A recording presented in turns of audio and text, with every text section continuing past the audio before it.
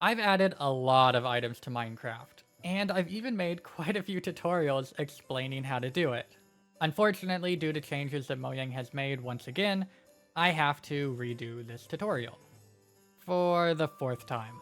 Now, if you're familiar with the previous way of adding custom items to Minecraft, you can throw that all out the window. They've basically started over from scratch almost. So without further ado, let's just jump right into it. And for a brief recap of the old method, let's just look at this. So how we used to do it, we would give ourselves an item, we would give it a custom model data, and this would basically override the vanilla item in question. So in this case, an emerald would be overridden with a different model of a matching data. It all made kind of sense. It worked.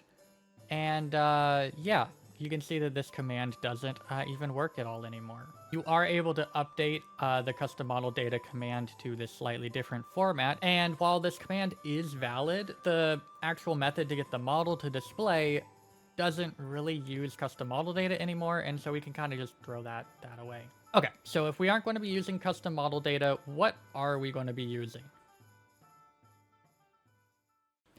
Well, Minecraft 1.21.2 added this really cool component called item model. The item model component basically tells the item what model it should take on, and it can be whatever you want. So let's just say we wanted to use the model Minecraft stone. Cool, well now we have stone. Okay, maybe we want dirt. Maybe we want it to be a diamond. Very simple, very easy to get working, and yeah, super powerful stuff. And if you're familiar with custom model data, and sorry if you're not familiar with it, I will be referencing it quite a few times throughout this video because it was a core feature of Minecraft for a good 8 or 9 years. But one of the big differences of this, you'll notice, if I give myself an emerald that's a diamond, I could also give myself like a bone that's a diamond, or a stone block that's a diamond, right? And I didn't have to create any files for custom model data for all of these things. And that means that you can make the base item of your resource pack be whatever you want it to be, right?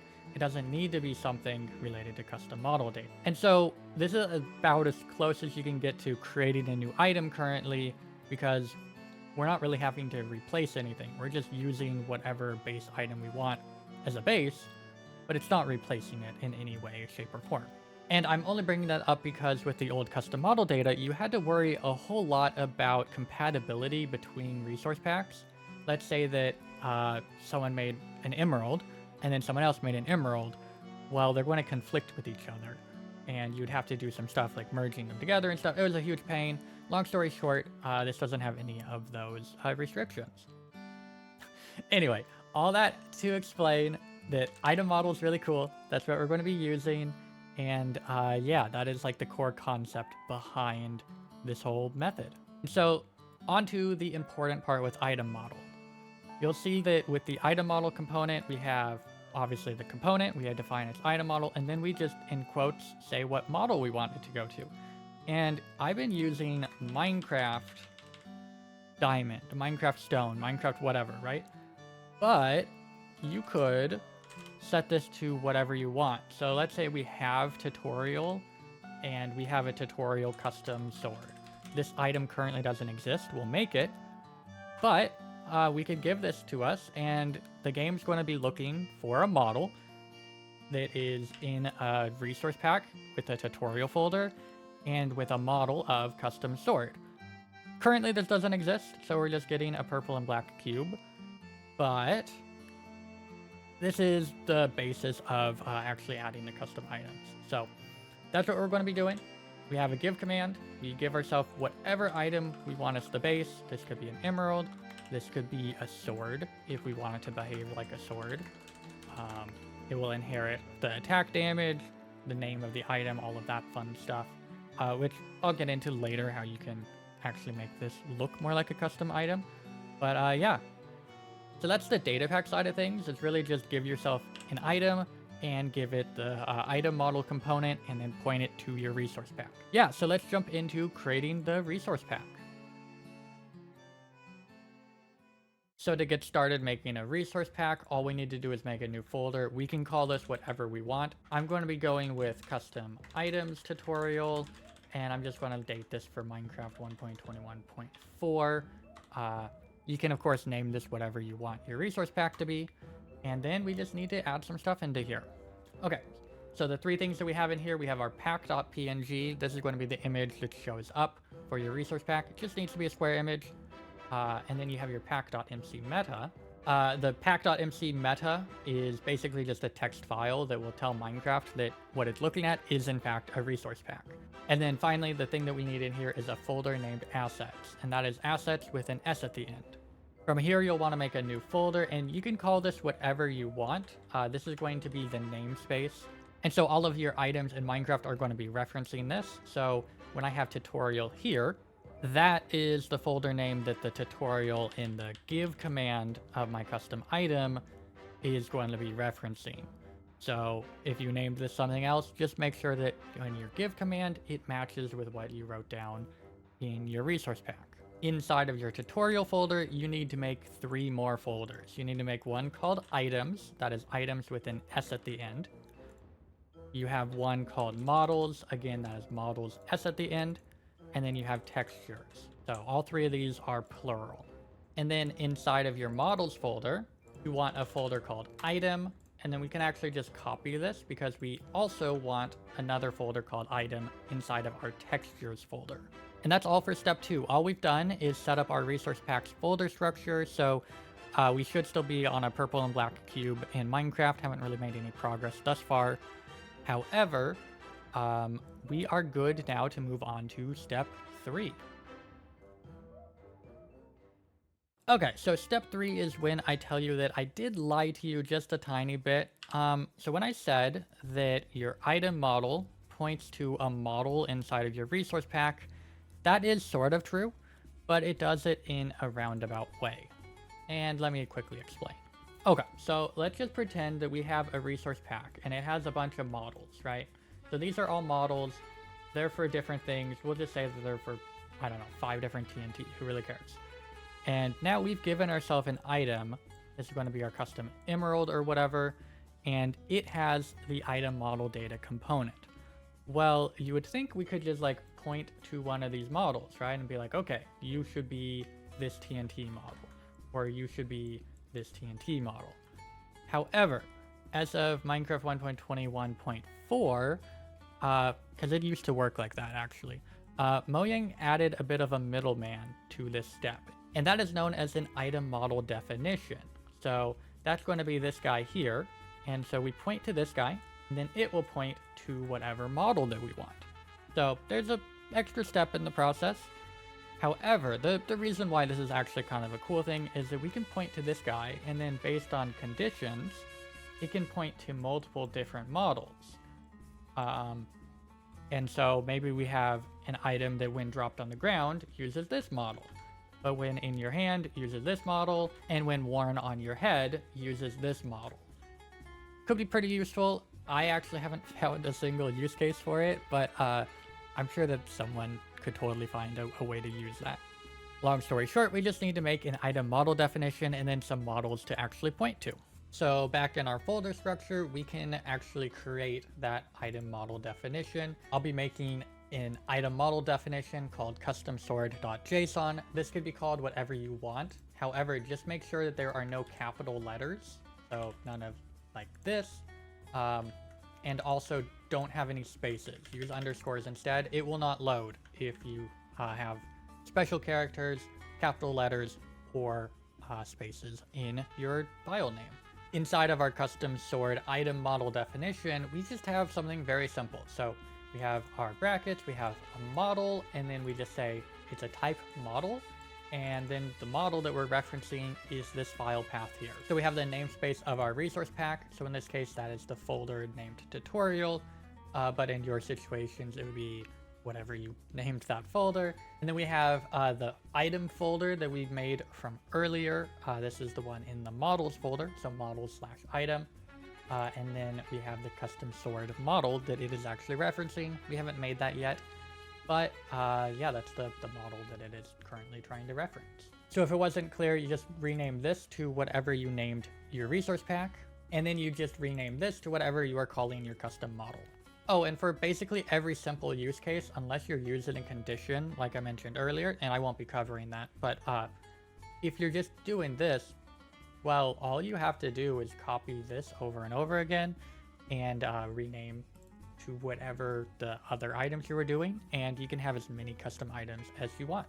And so that's actually all there is to making an item model definition. So we can move on to step 4, which is to create an actual model.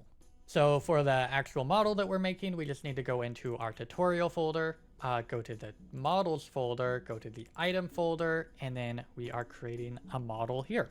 This model is also going to end up being a JSON file, and this one is just going to be called custom stored as well, because that is what we called it inside of our item model definition. So we can open this up.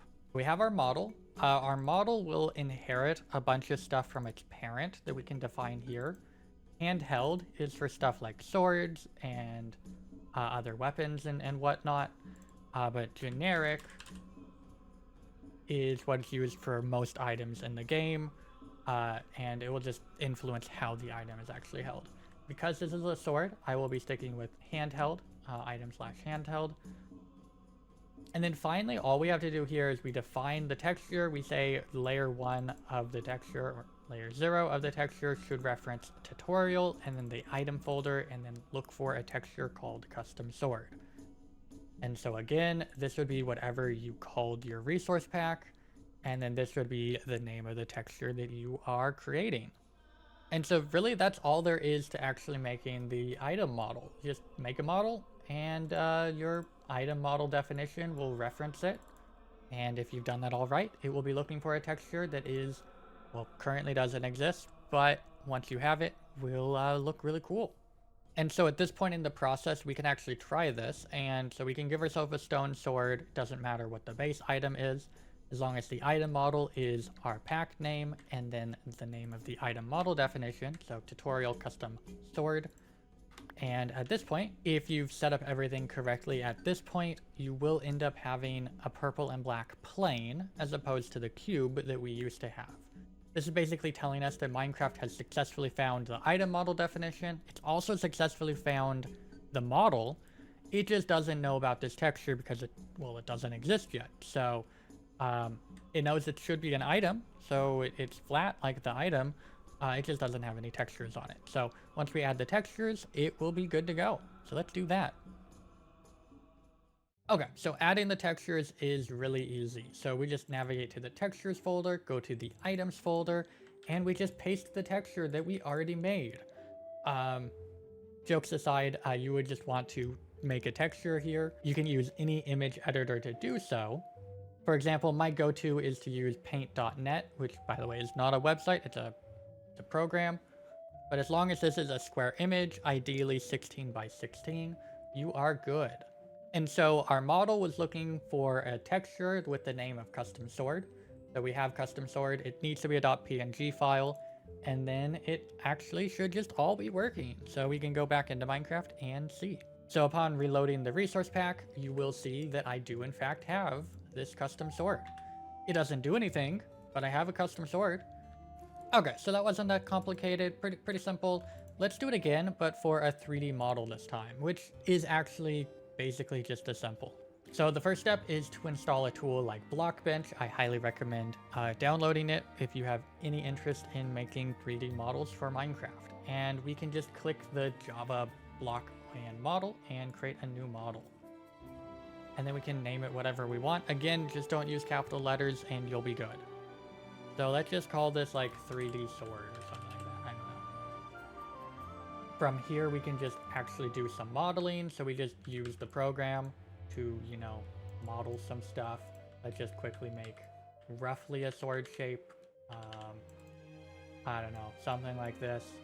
Hey, that's a sword, definitely. Yep, that should work. Cool. So we have our sword. And now we just need to save it into our resource pack. To do this, we can just select the Java block item model, And then we navigate to our resource pack. We go to our tutorial folder, we go to our models folder, our items folder, and then we just save it into here. Now we don't have any textures yet for this, so if we actually load it up in Minecraft, which we can't quite do yet, we do still need to make the item model definition for it. So we go back to our items folder, we just copy this, we call it 3D sword, we open this real quick, and then we also reference this as 3D sword, save that. And so now in Minecraft, if we reload our resource pack and we give ourselves a new item called 3D sword, hey, it worked, cool. It isn't being held beautifully and it looks terrible, but it did work. We got it to load. You could, of course, in Blockbench actually do a better job on this. But let's get the textures to load real quick. So there's a couple ways to go about this. One is once you're actually done modeling, you can select it all and then actually just create a texture inside a Blockbench, and we can name it something related to the actual item that we're making, and this will generate all of the faces of each of the things and let us texture them, and then we can actually just paint it inside a Blockbench, and it can be pretty cool. So I don't know, let's just make like a red sword. I don't really care. Cool, so we can just use the paint bucket or something like that to fill all of these sides, and then I don't know, we'll just give it a blue handle, which will look really terrible, but I don't care. Cool, and this is not going to be purple and black anymore. So then from here, we can save this texture, and when we go to save the model itself, it will prompt us to place the texture into our resource pack. We can navigate to our tutorial textures folder, go to the items folder, and save it into here. And we are actually done. So back in Minecraft, when we reload our resource pack, you'll see now we have just as ugly, but what we wanted, a red and blue sword. Okay, so that is the end of step 4. At this point, you should have a pretty good knowledge of how to add custom textures and items and models and stuff to Minecraft. That's, of course, half of the battle. So we hit the resource pack side of things. Now let's do a little bit of the Datapack side of things. So one of the easiest ways that we can actually get started on our custom item is to use a website like MC Stacker. This is just a powerful generator. We can generate a give command and then give ourselves a stone sword. And then we can use the components area. We can define components of this item. So in this case, I, of course, need to do my item model. And so we can add this, and this was tutorial custom sword. So that's something that we already had, right? But we can also add stuff like an item name. To add an item name, we can just call this, I don't know, let's just call this like ice sword or something. We can set a whole bunch of stuff about this, like we can set the color of the name. Might as well do that, why not? We can make it bold, you can make it italicized, underlined, blah, blah, blah, whatever. A long story short, this generates us a command up here, and in Minecraft, we can run this command, and now we have our ice sword.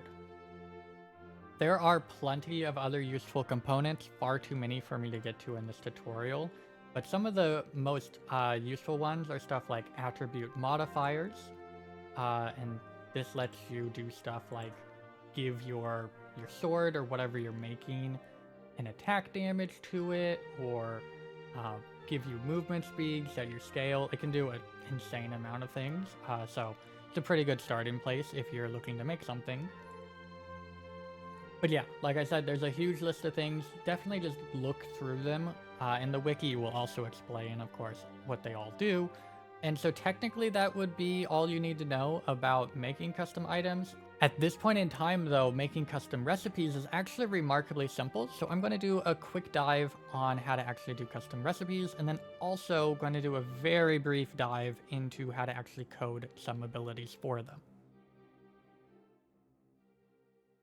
Let's move into the recipe side of things. So I'm going to be using another generator. This is by Mizode, and I'll have that linked down in the video's description. But yeah, this is just a pretty simple crafting generator that will let us create a recipe for a custom item. So then from here, we just need to set up our actual recipe. So this generator's a little bit derpy with how it works, but basically we start by creating a key. So this can be like a single letter that will be our key, and then this will reference a Minecraft item. So in this case, ice. Let's just go blue ice, why not? And so I is equal to blue ice, and then we want to make another one. We are going to go with S and use that for a stick. And then here, up in the pattern area, we can add 3 entries, and we can just go IIS, so ice, ice, stick, and you'll see over on the right here, it will generate our recipe. So that's the easy part. Now we just need to create our custom item inside of this generator. So in this case, we can go with our stone sword again. The base item that we're using really doesn't matter here, but a stone sword is just what I'm going to go with. And then we can set some components. So in this case, I want, of course, my item model. So we can find item model from the list. We can add it. We can call this tutorial custom sword. And then we can add some more components. So we still need our item name. So we can add that. Mizode's generator is pretty flawed in terms of item name. And so I would suggest, actually, funny enough, using MC Stacker and then just copying the entire output that it gave you. And then you can paste that into this generator, and it will do all of the work for you. And then from here, we can just download this, and we are done. So once we have our recipe set up and downloaded, we just need to make an actual data pack to put it in. So in this case, you just make whatever you want to call it. I'm just calling this the custom item tutorial data pack. And then in this folder, you just need your pack.mcmeta, very similar to what we had in our resource pack. But in this case, it's just a file that will have our pack format as 61 if you're in Minecraft 1.21.4. If you're in a later version, it's definitely going to be a higher number. And we can set the description to be whatever you want. Doesn't really matter. So then you just need a folder called data. And then you make a folder called whatever you want. In this case, we're just going to go with tutorial. And then you just need a folder called recipe. And then we can put our recipe that we downloaded into here. And you should probably rename it to something other than draft. So we'll just call it custom sword. And we are good to go. You can confirm that your datapack is installed by running datapack list and seeing if it shows up in this list. So in this case, yeah, we have a custom item tutorial installed. You will find that there are no recipes that are going to show up. And that is totally expected. In order for a custom recipe to show up, it actually needs to be given to you.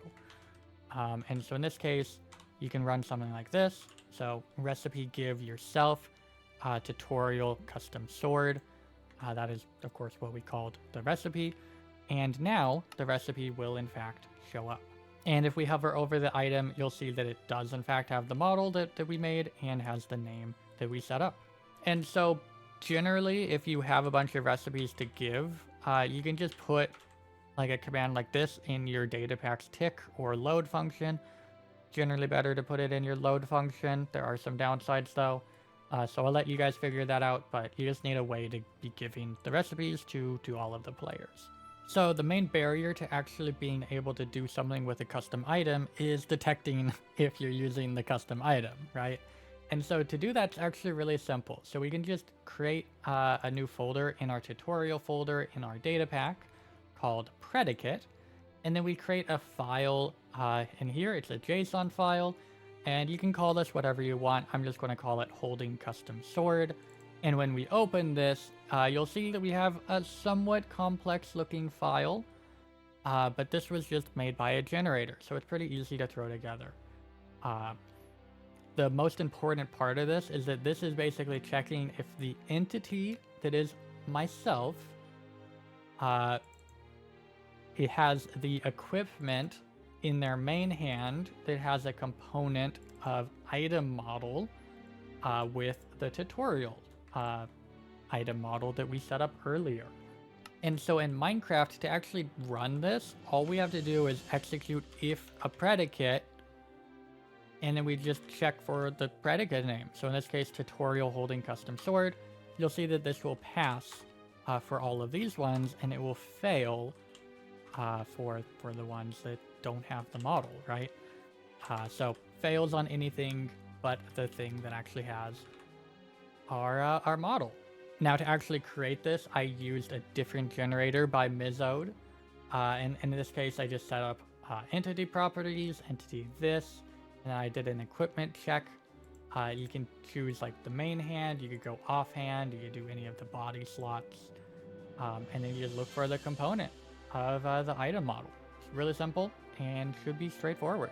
And so yeah, that is all that I was planning on covering in this tutorial. So at this point in time, you should know how to make a custom item with a custom name, custom components, custom model, of course.